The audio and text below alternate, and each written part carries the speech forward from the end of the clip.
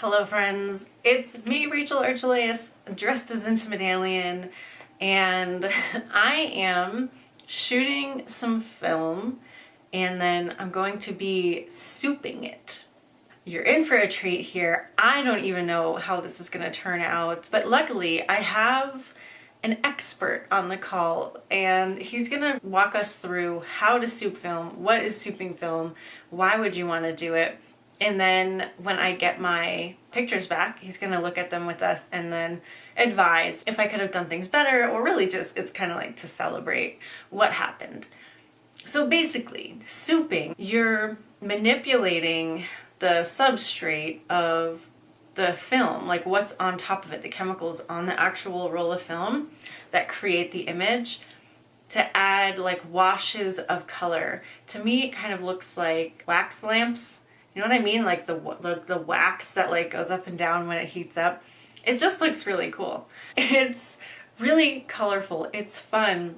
You can't predict what it's going to do. You don't know if the favorite shot that you got is even going to show up in the end, because a lot of the pictures on the roll will be just completely ruined. It's a game of chance and color and fun, and I'm so into it. I just want to show you a little bit of like how I'm shooting this film, how I'm using it, and then I get to put it in the soup mixture and send it off to the lab. So, God, you guys, I don't even know when the last time I developed film was. I mean, I think I was still a teenager, and that was a long time ago. I had to actually buy this camera. Luckily, I found one locally and for a very good price. Anyway, this is going to be really rad. I'm so excited about it. I hope you are too. I hope you try it. If you try this, let me know. Tag me somewhere. I'm Rachel Archelaus on Instagram, and our expert is Brian Shaw, which you'll meet him soon. So I am gonna go record myself, filming myself, and then I'll show you what we get in the end. So excited. Eric was sweet enough to shoot me in the middle of the road because down at the end of my road is a mountain range, and I thought it would be really cool to try to get that in the background of me. Wait for it. Wait for it. Jumping. So we did that a couple times in portrait and landscape, and he did such a great job. And you'll have to wait to see the results. We did it. Now I'm gonna just take some pictures of my flowers. Okay.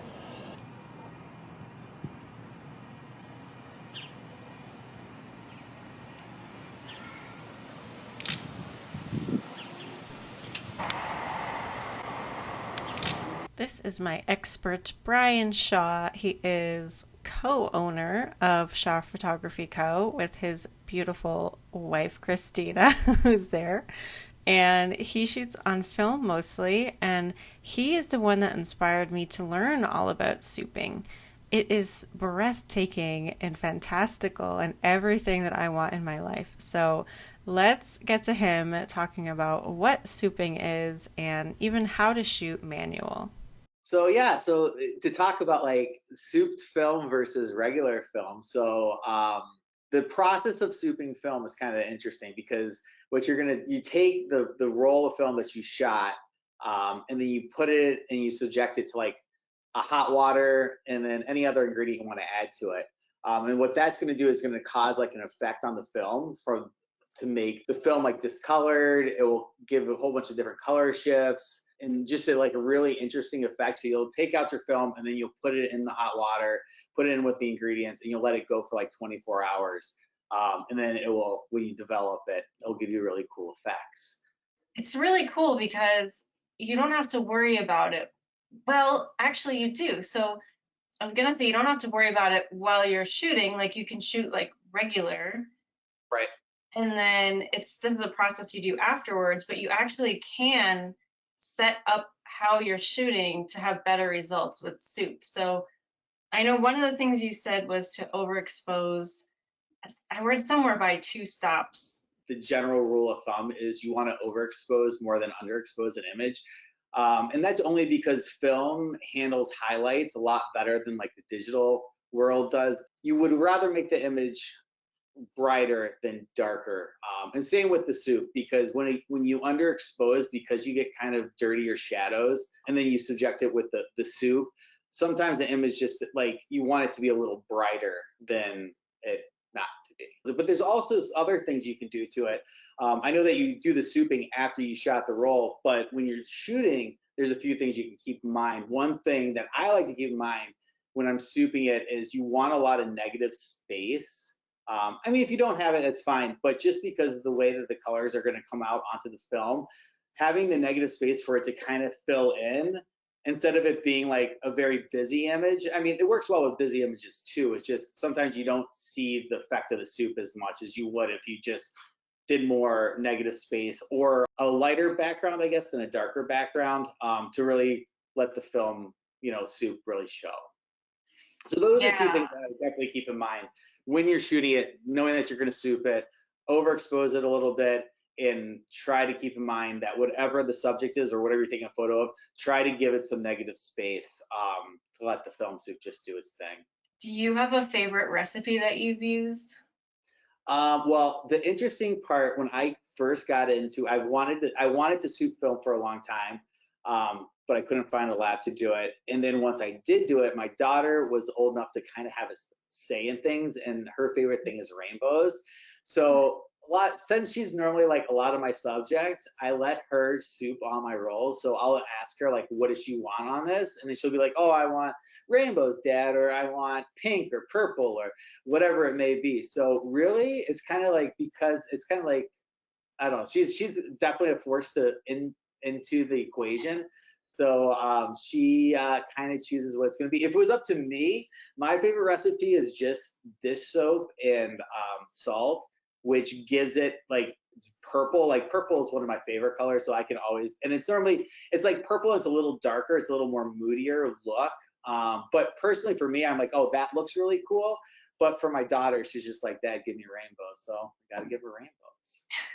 So is there anything else we should know about souping? I mean, I guess, so I'm using this Fuji 200.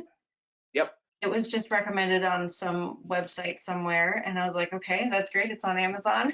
I don't know how much you know about film stocks and film speeds, but like that 200 is better for like outdoors.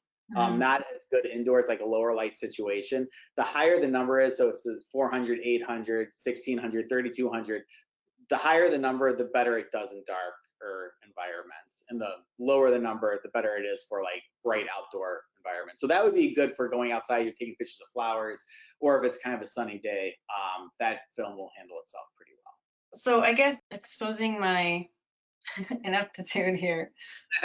Here's this camera, and it has numbers on it, and it has letters, and I know what they mean, but when you see the meter in there, right, and that's like what aperture you use. This one's pretty much like the exact same thing. So again, this is just the Canon's version of that camera to a degree. Everything that's on this camera should be on your camera as well. So this will be kind of good because we can look at it together. So I've been shooting an aperture priority. Great. Because I thought it would be easier. Yes.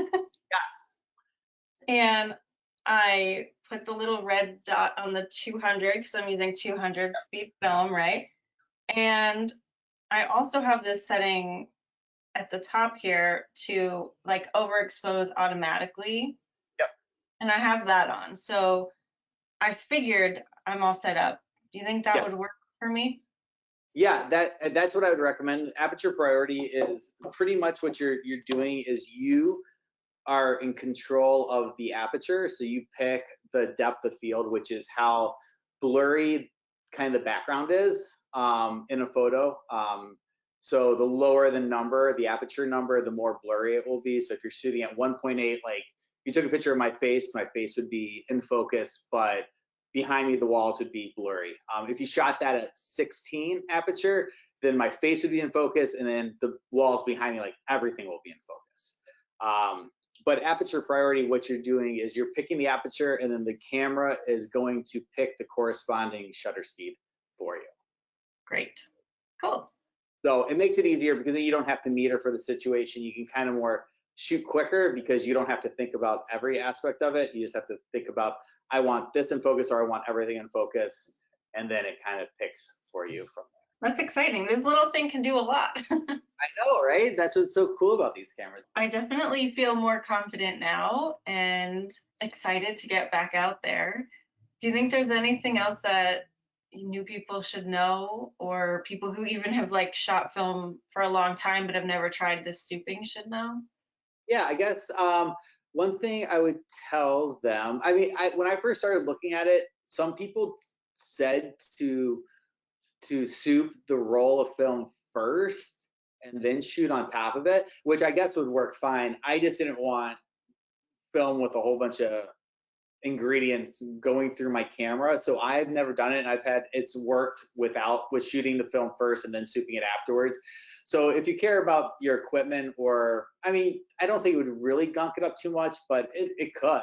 Or the film might be a little like wonky in it that it doesn't pull through, or I don't know. I would shoot it first and then soup it afterwards. And as far as timing goes, there's a lot of people that have done a lot of different ones. I've had the best success just putting it in the hot water and then putting a top on it and leaving it overnight for 24 hours and then taking it out, letting it dry for a week, up to 2 weeks. And then when you take it out, you got to run it under cold water for probably like 10 minutes. But I guess the other thing would be, think when you're souping it, like bright colors. If you're looking for a bright effect, like putting a carrot in the soup probably isn't going to do anything. But if you put something, I don't know, like mango kombucha, I don't know, or mango or something that's a little, or beets would be pretty cool. I've never used beets, but like that would probably really give you some cool reddish pinkish tints to it.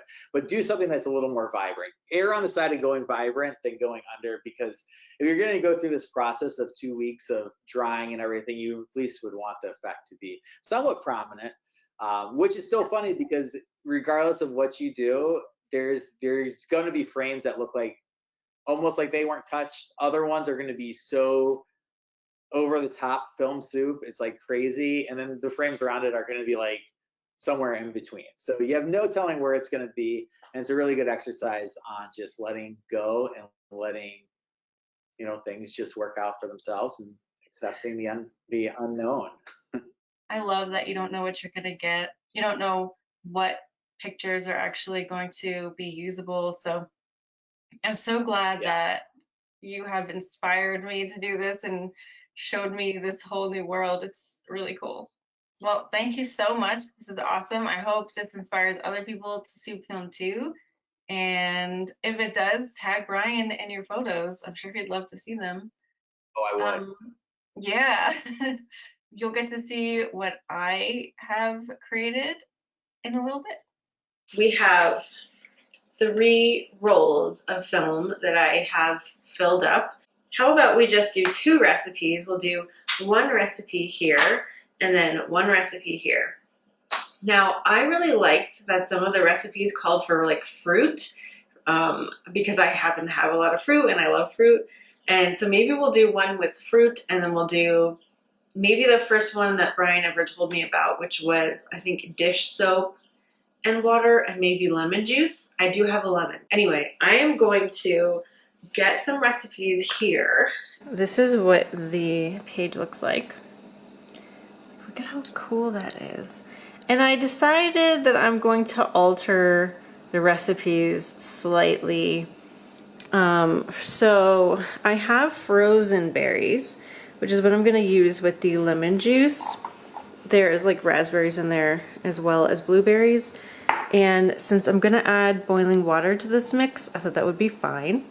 And then I do have these fancy calendula petals, which are yellow. And this mixture in particular is supposed to make it a little more green. So I thought the yellow would really fit in well. And who knows what it'll do, but I just like the idea of that. And then I'm too lazy to go upstairs to get the hand soap, so we're just going to use dish soap, which was in another recipe. So I'm ready to go, and my water is gonna boil. So then I will mix everything together and I'll take them out of the little canister, but we'll drop them in. So exciting. Ooh, actually I don't have to cut anything for this one. So this is the Dead Sea salt and the calendula petals. I had already opened these things downstairs from another project, so I figured, why not use the fancy salt? So there's no measurements, and this is really small, so I'm probably overdoing this already. But here is the salt. Here are the petals. They're so light and fluffy. They're so nice. They just smell like straw or hay, but hey, why not use them? I have them, and that's a lot of petals. So this one, oh my god, should we mix it all together? That would be so fun. It feels so wrong. It feels so wrong. So put that. Okay, here's our concoction. I feel like I'm 5 years old. I actually had a little science set when I was young. I don't remember how young, but it was in my closet, and I remember I used to go in there and mix little things together. And one of my favorite concoctions was I mixed hand soap, the pearly white kind, with this green stuff. I don't even know what it was, if it was a pigment, if it was like I stole my mom's makeup and I crushed it up in there, but it was this green shiny hand soap that I had in a little, I don't know if it was plastic or glass, but it had like a silverish top. It was about this big, and I just cherished it. I don't know why. But hey, I did. So we're doing it again. We're making some weird stuff. This is the funnest thing in the world. It's not even a word. All right. I'll rinse some water in here to get the rest out because I don't want my hands to be red for the rest of the day. And I think I'm just going to use half of the lemon because I might need that later for dinner. You probably can't even see what I'm doing, but you've all squeezed a lemon before.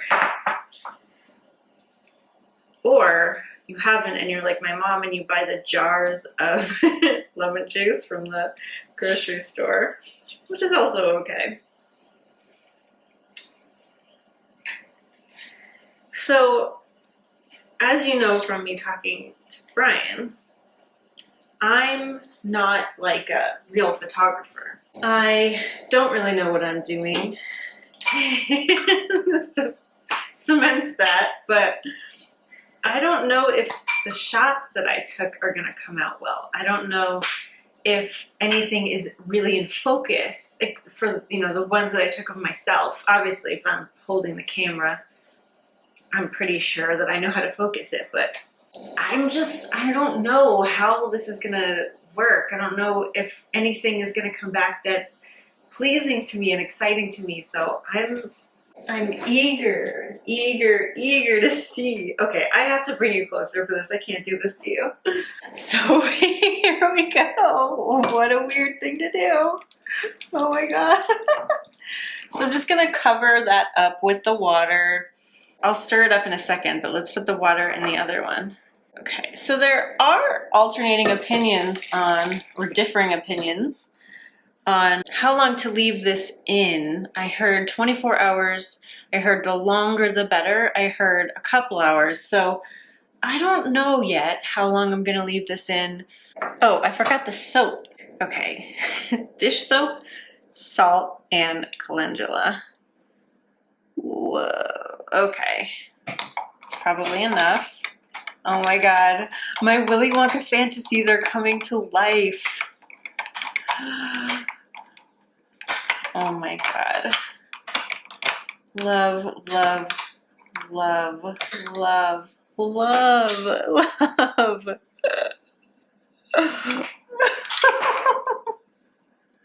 I'm gonna cross-contaminate here. Please don't be triggered. This is amazing. This is everything I want my life to be and more. Absolutely. Look, rehydrated berries. Amazingness.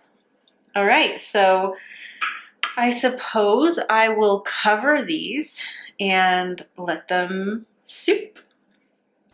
I let these soak or soup for 24 hours before initiating the rinse off process. And I also want to make note that it's really important to get these developed at a lab that knows you are souping them. Not all labs can develop souped film because it can potentially gunk up their equipment. The lab I'm using and the one Brian uses is Film Lab 135, and that is run by Amy Burgee, who is really, really into experimental film. Another thing to note is it's recommended to rinse for at least 10 minutes with cool water. And I wasn't sure if I was supposed to have the water continuously flowing for 10 minutes or to just put them in a bowl. So I put them in a bowl and agitated it for a lot longer than 10 minutes just to make sure that I covered my bases. Okay, so I've been letting these dry on the windowsill overnight, and you can see like some of the mixture came out, so I don't know if I didn't rinse it enough or not. I don't know, but on the lab that's going to develop these, it says that I can put them in the dryer for 5 cycles, and that will be sufficient to dry them completely. Otherwise, I need to leave them on a windowsill for 2 weeks. So I'm gonna put them in the dryer. I've got to move some stuff over right now, and I think it's okay to have other stuff in the dryer, right? Like it's not just gonna be these bonking around. So I'm gonna go under that assumption, throw these in the dryer, and then send them out after 5 cycles, and then we get the pictures back, and I'm really excited.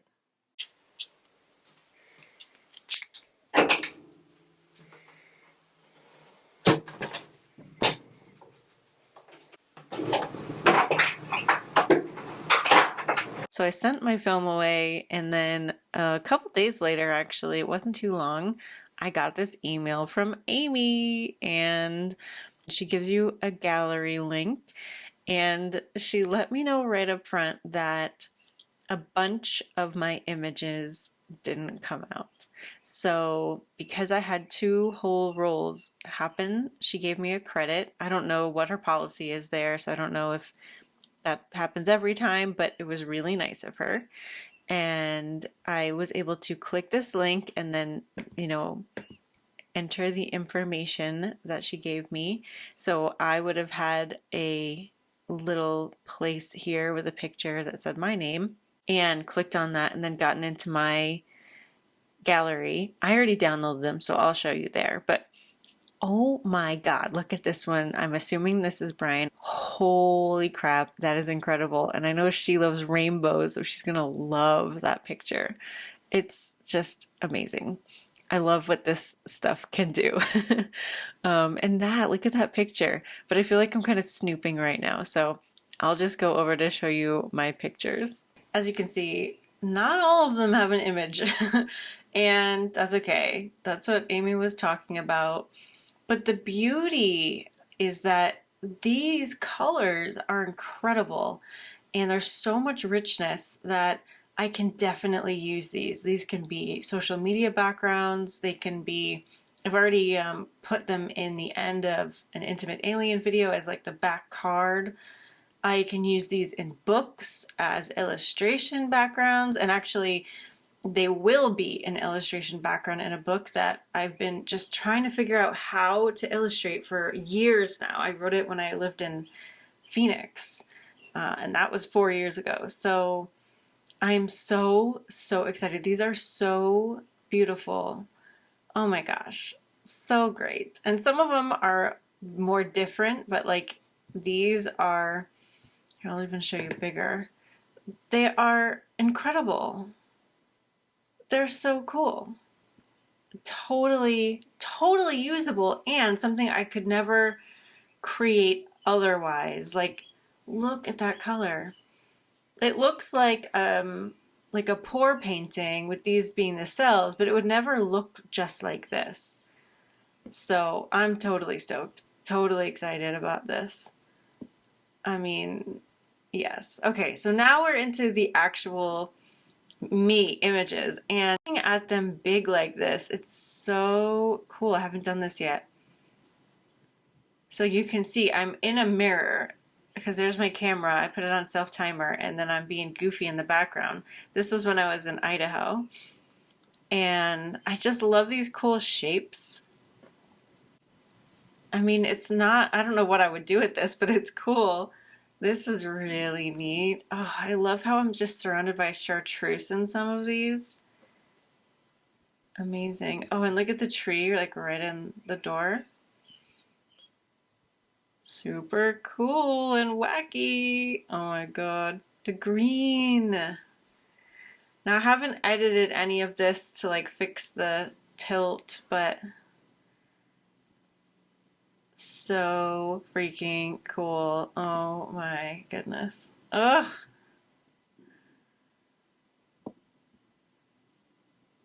There's the right way. Oh my god, amazing. Hello. Hello, right with the big eye. Oh, and how the sky is like lighter blue and regular blue and purple and green. Ooh, ooh. Oh gosh. Hello. I love you. Oh my gosh. I just want to stare at them. But see what I mean? Doesn't it kind of look like a lava lamp? Maybe I said that. It reminds me so much of a lava lamp. Wow. Oh, this is the kind of landscape I want to live in. So amazing. And you couldn't recreate this. And I haven't seen like these exact kind of spots show up online, from anyone else. And this is my cloud couch. And there's my little toops. Oh, she's so cute. What a good model. This is Steve from the coffee shop. He's really great. Oh, this looks like UFOs in our little mountains. There's me. I did this as an experiment at the park. I just set up my tripod and I walked away, and you can see I didn't always make it into the frame. But it's pretty good focus. I like how I'm framed here. That's nice. My Sasha Velour sweatshirt. And like, look at the spots and how they change color. Wow. So good. Hello. I think I realized why I love this so much. And it's because this is more of how I really see the world than the regular way. Like, I don't necessarily see all this floating color everywhere, but internally I do. And I also see energy everywhere. So nothing is really flat to me. It's always moving and colorful and bright and expressive and, auric. And this really shows that. So I think there is this deeper sense of satisfaction I get when I see these images. Cool. I like these. These always remind me of like looking through a telescope in like science class in like eighth grade or something like that. And you have like little like amoebas or whatever. Oh, they're so cool. I know. It's so rich, like all the colors and textures. It's incredible. Here's the roll that actually came out okay.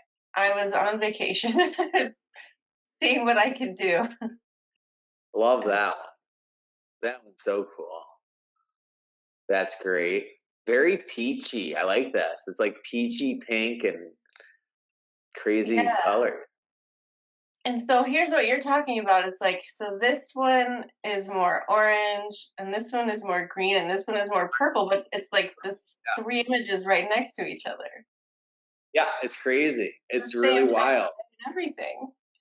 That's why it's so cool, and they're so drastically different. Like the effect on them, it's really interesting how when you soup film it, it's just you have no idea what's going to happen. That's always so awesome. I know. This one reminded me of one of yours because sometimes you get really good framing. Like, Yeah, how is there no speckles right next to the tree? I know. You Yeah, know? I don't. It's crazy. The soup knows. That's it. It knows That's, what. yeah, we should be worshiping the soup. Exactly. It's my green aura. I'm exposed now. I Yeah. Oh, that's cool. I like that one. think these are my favorite because there's so many colors in the sky. I love the clouds. Yep. Yep. It always does such a good job. I feel like when you give it a lot of negative space, like these ones, Hmm. to take its thing, and it's just like because sometimes like when you get close up, it's like it's a lot going on, or if it's a lot of things in an image. But these are awesome. This is how I like to shoot.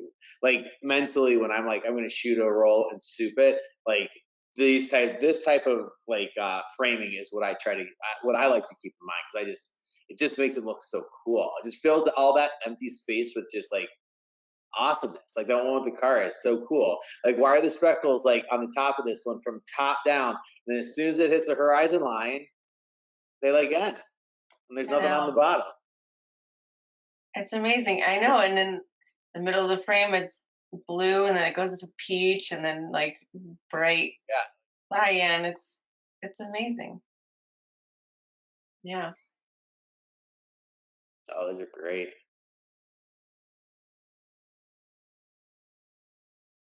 That's Yeah. super cool. What's going on in the right? Do you know what is this? Was that just the soup, or is that something in like the right hand side of the photo? This is actually here. Let me make it the correct way. Okay, so that's my couch, and that's Oh, the I thing. see that. Oh, that's Yeah, cool. and that's my quilt. That's cool. Oh, I see it now. Yep. That is cool. I That's haven't looked at it like this yet either, because it just kind of looks like a jumble the other way. that's I knew my background could get more psychedelic.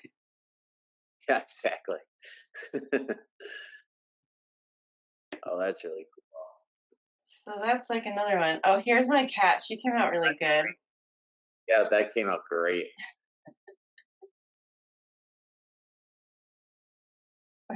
Oh, that's a good one too. So did you add salt to this recipe?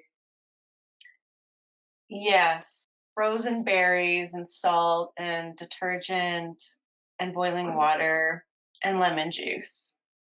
Hmm. But I kind of overloaded both of them. I put a lot in Yeah, each one. that's okay. I love Yeah. how see, and I think the salt is what's making those little speckles because Mhm. I've not been using it as much just because like see this one's like the speckles are a little like is this a relative to you? He's And the like a local at the coffee shop. gotcha. Like I like how it was on your cat, especially the color of them. But then I would get a lot of frames that were more like this, and it, Hmm. like sometimes I'm like the speckles can either make it really good or they kind of ruin like not ruin it, but they make a photo that I'm like, I wish the speckles weren't there. So I've been not adding so much salt, but that last image of your cat, I'm like, man, I want those like turquoise. Yeah, I want turquoise like little things like that. That's awesome. Yeah, I liked them too. When I was going through the page with all the recipes, I noticed that there was salt and I think blueberry juice in one of them, and I liked that the best. So I tried to use that. I mean, I don't know if it's the blueberry juice that's making the blue, but it I really got what I wanted. Like this is definitely better than I could have imagined. That's awesome. I'm so glad. I think Yeah. they look great. See, the thing with that one of you walking there, like it's just like circling you. It's so cool. Yeah, yeah, I know.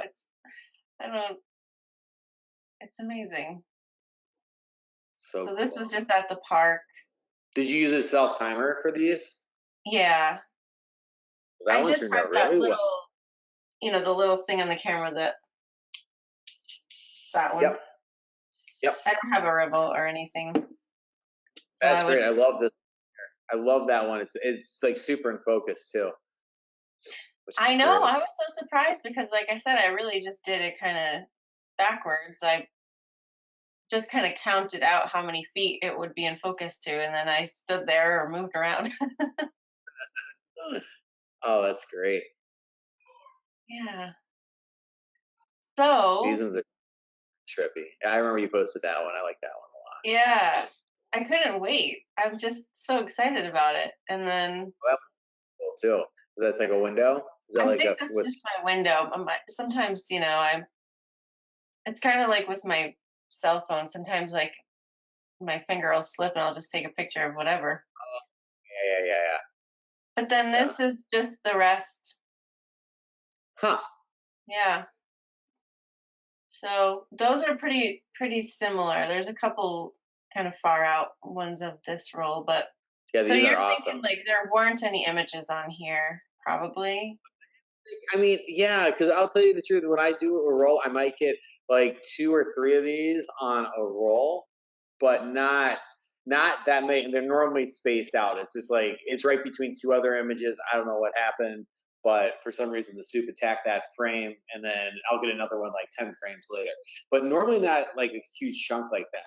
So Brian thinks that my film wasn't advancing. Like I put the film in the camera and hooked it onto the little sprockets and that it didn't really catch and go through.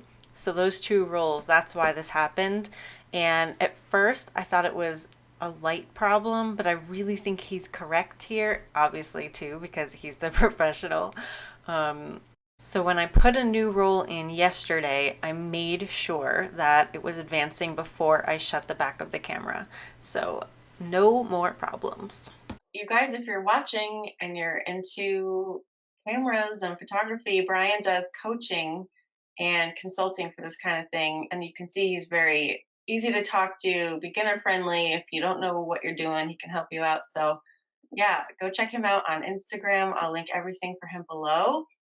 And you can see his soup photos too, which are amazing. I always send them to my friends and be like, oh my God, look at this. So go check it out. Thanks for inspiring me. Well, awesome. Well, I can't wait to see what else you develop and art you make with this medium.